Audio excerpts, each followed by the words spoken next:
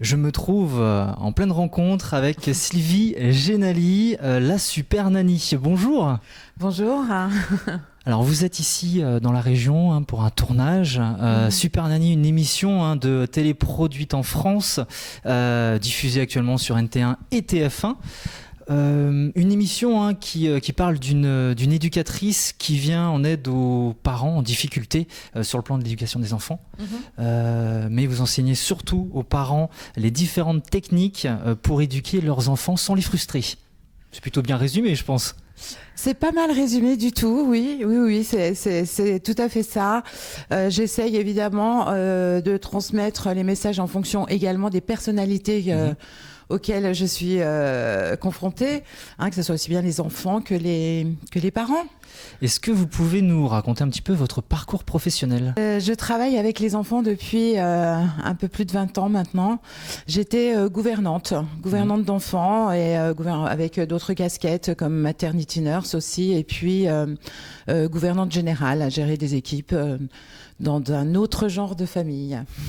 Donc on peut parler un petit peu aussi de l'autre super nanny qu'on a connue, Cathy Saraï, puisque vous avez repris, on va dire, les rênes, les cornes de cette émission le 11 novembre 2013. Est-ce qu'il y avait un défi à relever par rapport à la reprise de l'émission pour vous ? Pour moi, il n'y avait aucun défi. Il fallait juste continuer cette émission qui me paraissait très à propos, puisque pour moi, l'éducation et ce qui se passe actuellement est un problème sociétal. Donc j'étais très heureuse justement de pouvoir continuer ce qu'avait commencé Cathy, avec évidemment ma personnalité, mes méthodes, ma façon de faire et de voir les choses. Est-ce qu'on peut parler un petit peu du casting de cette émission ? À partir de quelle tranche d'âge pour les enfants on peut appeler super nanny ou... Oh j'ai envie de vous dire du bébé. Oui.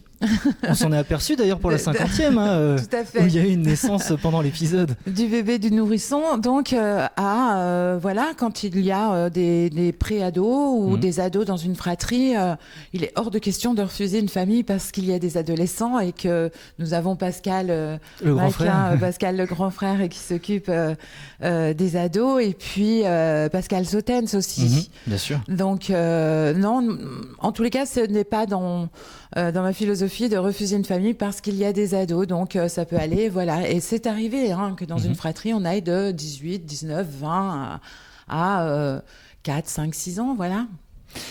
Est-ce que, du moins, comment sont sélectionnés les participants ? Donc, ils appellent on va dire la production, et comment ils sont sélectionnés ?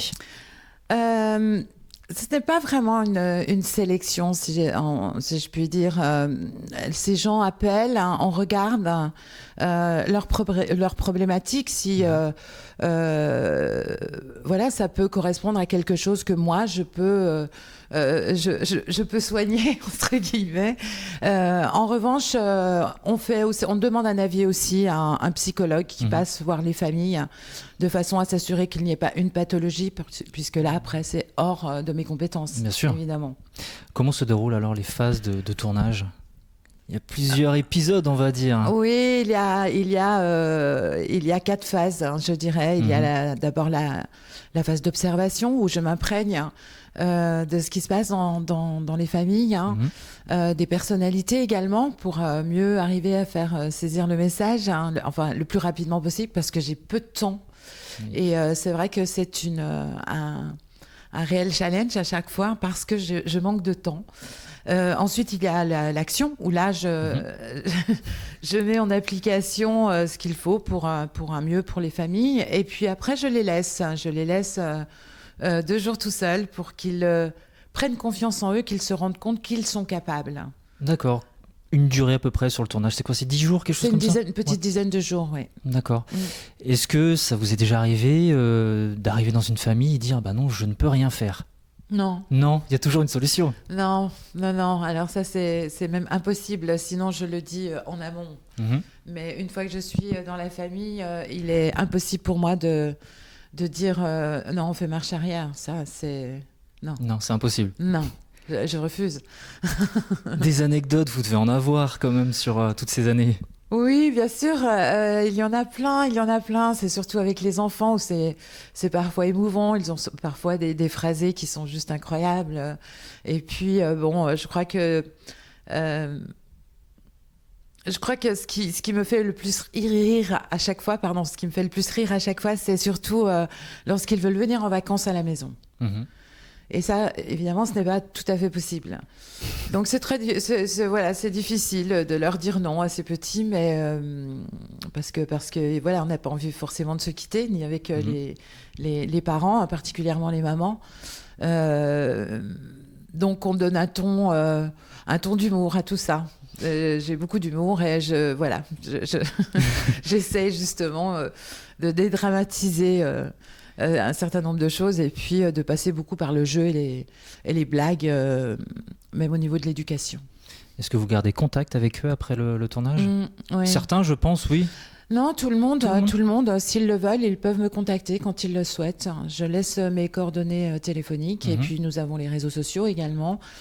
Et ils m'appellent, ils savent, je connais leur personnalité, je sais comment ils fonctionnent. Donc s'ils ont besoin d'un petit plus, ou parce qu'il y a un petit coup de fatigue, on a besoin d'un conseil, parce qu'il y a une nouveauté, parce que les enfants grandissent, etc.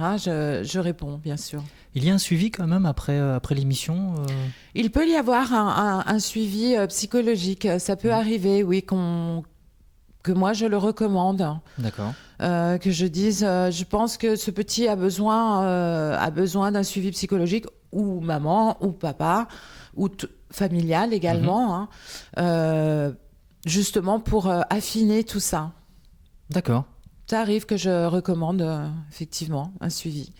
Pour qu'ils continuent le mieux possible leur route. Et puis, il m'est arrivé de détecter aussi des enfants hyperactifs et de dire il vaut mieux aller consulter, je pense que.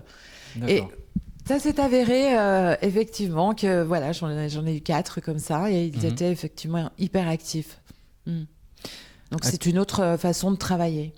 D'accord. Actuellement, donc, je le rappelle, vous êtes en tournage dans notre région. Comment trouvez-vous le cadre? Ah là là. Comment vous dire, c'est juste magique, quand le ciel est bleu, la mer est bleue, les îles en face, les sept îles, c'est fabuleux, c'est fabuleux. Je vais d'ailleurs aller faire un petit tour tout à l'heure. Dans le centre-ville, oui. Dans le centre-ville, ouais.